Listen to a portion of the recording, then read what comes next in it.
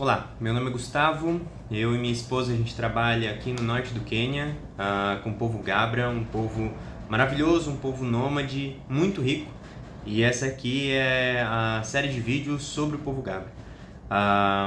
O que eu vou falar hoje muito se encontra nesse livro aqui, De Gabra, do padre Paolo Tablino, um padre italiano que morou aqui no norte do Quênia, entre o povo Gabra por décadas.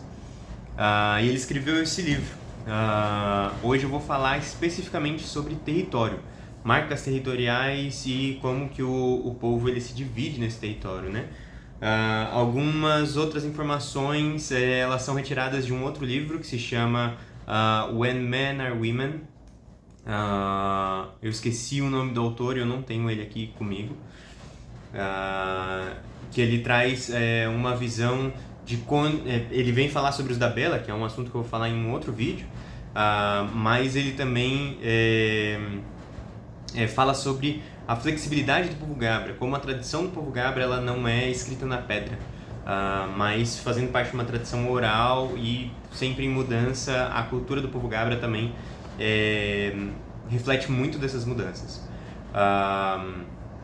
E outras partes das informações que eu vou compartilhar aqui com vocês também são de conversas que eu tenho com outros trabalhadores e também com o povo local e o que eu tenho visto também. Já que a gente vai falar de território, o que eu tenho visto e sentido enquanto a gente está aqui. A gente está quase um ano aqui.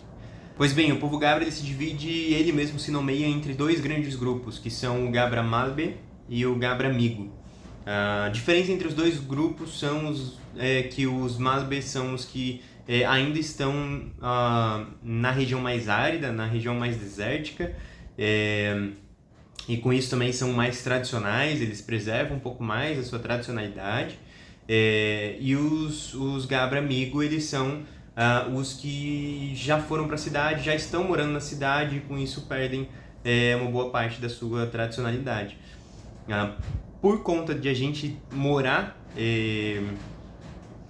no interior, né, no interior do norte do Quênia, a gente vai conversar, eu vou falar aqui agora justamente sobre esse povo mais tradicional, esse grupo mais tradicional. Então, o território Gabra, com todo, lembrem-se que tem já Gabra na capital, que é lá no sul do Quênia, tem Gabra que já saiu do Quênia.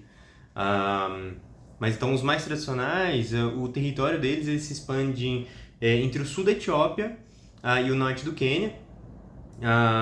No sul da Etiópia, ali pela cordilheira que separa o Quênia e a Etiópia, né, a Megado.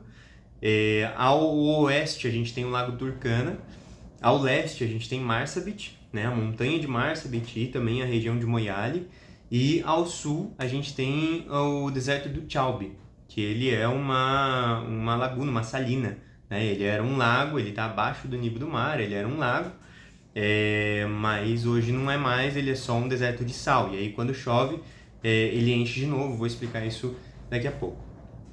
A maior parte do território Gabra ele é plano, imagina um grande plano, mais ou menos na linha com a sua altitude na linha do mar, então é um grande plano com algumas montanhas no meio. Boa parte dessas montanhas na verdade eram vulcões, né? Hoje são vulcões inativos, como é, por exemplo, o caso da própria Marsabit. Aquela montanha, a montanha de Marsabit, ela era um vulcão. Hoje é um vulcão inativo. Então é um grande plano, muito árido, com essas montanhas, ou esses montes, que o maior, se eu não me engano, é Marsabit, inclusive, ou é Marsabit ou é Kulala, que está a 2.000 metros de altitude, né, 2.300. Bem no meio do território Gabra tem Badauri, ou Uri Hills, que significa simplesmente Uri é a palavra deles para neblina, então são os montes de neblina, né? Ou as terras altas de neblina. Bada é terra alta, porque ela é uma cadeia desses montes assim, né?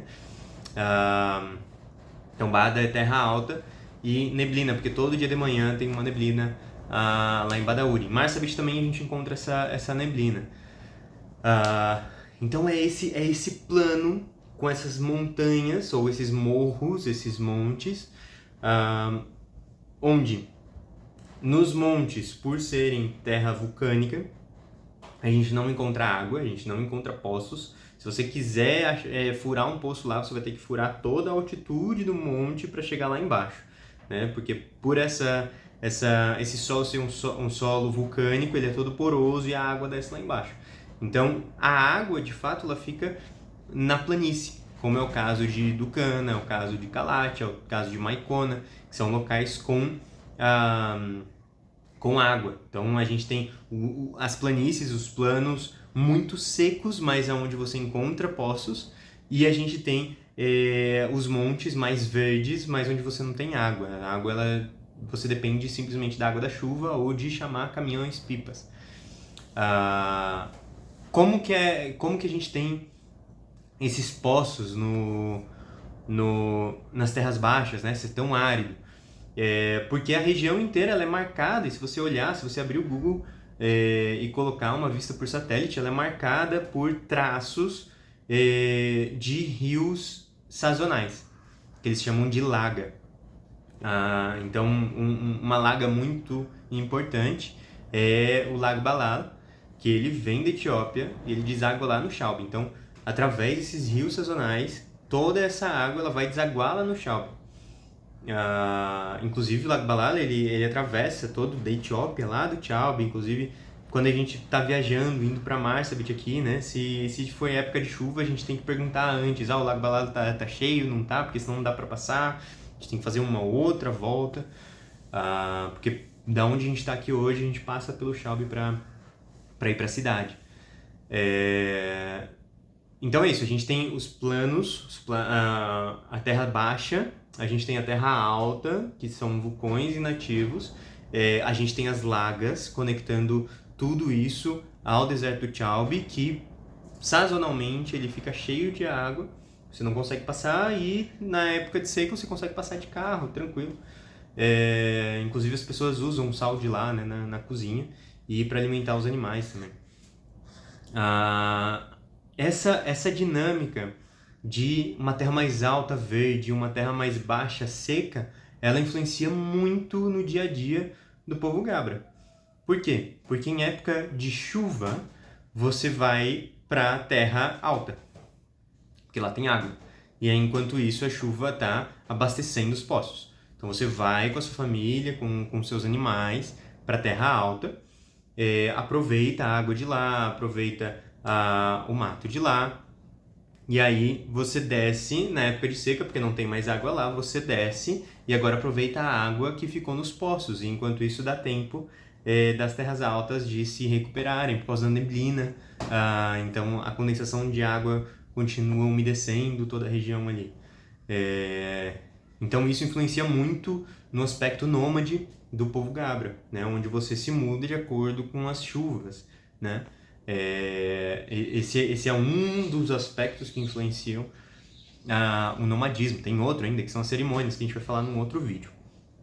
Além disso, aproveitar que a gente está nesse vídeo sobre território, não quero trazer isso de forma muito complexa, mas também por a gente ter regiões com poços, regiões sem poços, geralmente as vilas elas ficam onde tem poços, ou então nas regiões mais altas, onde já foram criadas cisternas, né? Para pegar essa água da chuva, geralmente as cisternas são colocadas no pé do morro. Então, perto dos poços ou das cisternas é construído vilas, onde geralmente as crianças, as mulheres e os idosos ficam nessas vilas. E os mais novos e os homens, os adultos jovens, né? Os homens adultos jovens e os mais novos, vão para as terras mais secas, ficam semanas ou meses lá e depois eles voltam. E aí o ponto de encontro entre o dentro e o fora é justamente o poço, né? Então, de tempos em tempos, eles se reúnem no poço ou nas cerimônias, mas o poço ele é um ponto central, um ponto vital, é como se fosse o coração de todo o povo Gabra. Hoje é assim que a gente vê aqui. Então, quando a gente fala de nomadismo, a gente fala dessa mudança inteira da família, né? E quando a gente fala de um seminomadismo, são dessas vilas que estão mais perto dos poços, mais perto das cisternas, e parte da família ela continua se mudando justamente por causa da região mais árida. Se todo mundo ficasse perto do poço, todo mundo ficasse perto das cisternas, principalmente, o mato, a comida para os animais acabaria. E aí, o que a gente chama de dentro de vila, eles chamam de ola. Então, ola é a vila e fora da vila é fora. Então, a gente sempre tem essa relação de ola e fora. Então, eu vou trazer muito nos próximos vídeos essa relação de ola e fora. A gente vai falar bastante do povo que vive na fora, povo que vive na ola, já para vocês se acostumarem com esse vocabulário.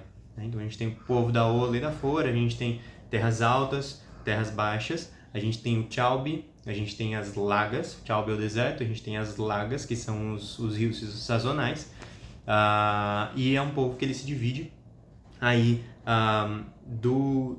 da cordilheira de Megado, na Etiópia, na divisa da Etiópia com o Quênia, uma parte vai para a Etiópia, uma parte vai para o Quênia, e tem uma parte que ela está justamente na divisa, é usada como divisa. A oeste a gente tem o Lago Turkana, a gente não tem muita gente, muito gabra morando para aquele lado por medo de ataques. A leste a gente tem Marsabit, e aí lá em Marsabit a gente tem uma mistura de povos, né? Marsabit, Moyali, um pouco mais acima. E ao sul a gente tem o Chaubi, que a gente também não tem tanta gente morando, a gente tem Kalat, a gente tem North Hor, a gente tem Maikona ali, vilas maiores, mas não tão ao sul, porque daí ao sul já é uma terra Rendile, ou Rendile, e aí também o povo não mora tanto ali perto por medo de ataques, né? Tanto de um lado quanto de outro. Então é isso, esse é um breve relato sobre o território do povo Gabra. Espero que vocês tenham gostado. Comente aí se ficou alguma dúvida. De novo, eu não sou geógrafo, eu não sou antropólogo, eu não sou historiador, eu sou professor de educação física e missionário. Então coloquem aí suas dúvidas que a gente vai fazendo os vídeos aí e vai respondendo, né? E se tiver alguma curiosidade específica, coloca aí também nos comentários que a gente tenta fazer, tá bom? Deus abençoe, espero que esse material tenha sido proveitoso para você amar ainda mais esse povo Gabra.